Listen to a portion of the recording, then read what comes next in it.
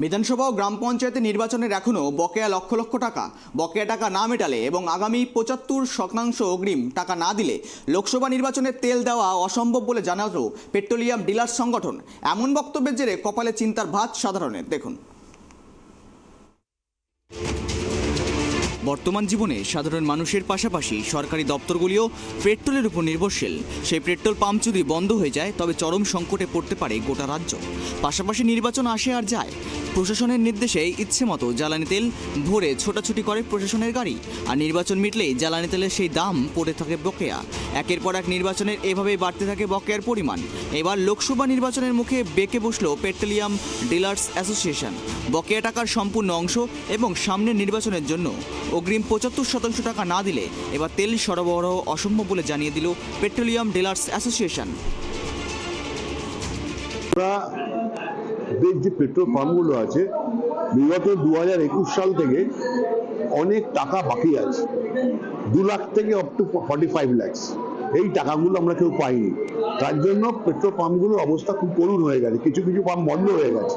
আবার নতুন ইলেকশন এসছে, আমাদের কাছে তেল দেওয়া হয়েছে। আমরা বলেছি 75% টাকা অ্যাডভান্স এবং পুরোনো টাকা আমাদের দিতে হবে, নচেত আমরা তেল দিতে পারবো না।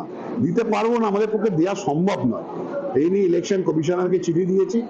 আমরা এখানে প্রত্যেকটা জেলাকে জানিয়েছি, জেলাও সেই মতো আমাদের কোঅর্ডিনেট করছে। জেলা দিচ্ছে না, কিছু কিছু জেলায় অত্যন্ত চাপ দেওয়া হচ্ছে। বিডিও লোকাল এডিএম বলছেন যে আমি পাম্প বন্ধ করে দেবো। আমরা বলেছি পেট্রোল পাম্প বন্ধ করে দিক, আমাদের কোনো অসুবিধা নেই। যদি আমাদের একটা দুটো পেট্রোল পাম্প বন্ধ করে দেয় তাহলে কিন্তু জবরদস্তি যদি বন্ধ করা হয় তাহলে কিন্তু আমরা স্ট্রাইকের দিকে চলে যাব। নির্বাচনের সময় বিস্তর গাড়ি ব্যবহার করতে হয় প্রশাসনকে। ভোটের দিন ভোটকর্মীদের বুথে পৌঁছানো ও ভোট শেষে ফিরিয়ে আনার জন্য অসংখ্য গাড়ির প্রয়োজন হয়ে থাকে। এছাড়াও নির্বাচন ঘোষণা থেকে ফলাফল ঘোষণা পর্যন্ত নজরদারি ও নির্বাচন প্রক্রিয়ার কাজে সরকারি কর্মী আধিকারিকদের অহরহ ব্যবহার করতে হয় গাড়িগুলিতে জ্বালানি তেল ভরার জন্য কম বেশি প্রতিটি ব্লকেই একটি বা একাধিক পেট্রোল পাম্প নির্দিষ্ট করা হয় প্রশাসনের তরফে। নির্বাচন মিটলে নির্বাচনের বরাদ্দ অর্থ থেকে সেই জ্বালানি তেলের দাম মেটানোর কথা ব্লক প্রশাসনের, কিন্তু 2021-এর বিধানসভা নির্বাচন এবং 2022-এর গ্রাম পঞ্চায়েত নির্বাচনের ক্ষেত্রে সেই টাকা মেটানো হয়নি পেট্রোল পাম্পগুলিতে। ফলে নির্দিষ্ট ওই পেট্রোল পাম্পগুলিতে বকেয়া পড়ে রয়েছে বিপুল অঙ্কের টাকা। প্রশাসনের দরজায় দরজায় ঘুরে এবং রাজ্য কেন্দ্রীয় নির্বাচন কমিশনের বারংবার আবেদন জানিয়েও লাভ হয়নি তাদের। এবার তাই লোকসভা নির্বাচনের মুখে বকেয়া আদায়ের লক্ষ্যে বড়সড় ঘোষণা করল পেট্রোলিয়াম ডিলার্স অ্যাসোসিয়েশন। বাঁকুড়ার একটি বেসরকারি হোটেলে বৈঠক করে পেট্রোলিয়াম ডিলার্স অ্যাসোসিয়েশনের তরফে দ্রুত বকেয়া মেটানোর দাবি নিয়ে তোলা হয়। সংগঠনের দাবি, বকেয়া টাকা মেটানোর পর এই নির্বাচনের জন্য ৭৫% টাকা অগ্রিম হিসেবে দিতে হবে প্রশাসনকে, তবেই নির্বাচনে মিলবে জ্বালানি তেল। প্রশাসন জবরদস্তি করলে রাজ্য জুড়ে ধর্মঘটে যাওয়ার হুঁশিয়ারিও দিয়ে রেখেছে পেট্রোল পাম্প মালিকদের সংগঠন।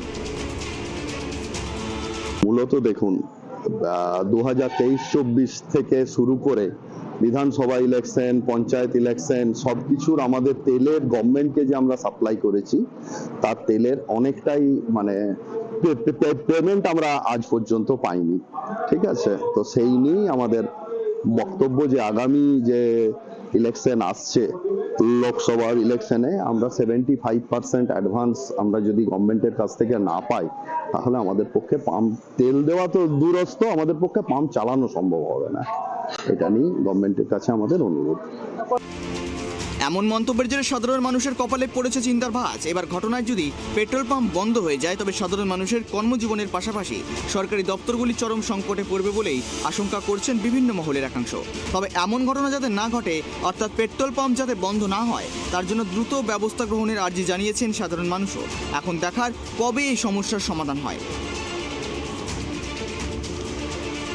বাঁকুড়া থেকে সঞ্জীব মল্লিকের রিপোর্ট, ট্রাইব টিভি বাংলা।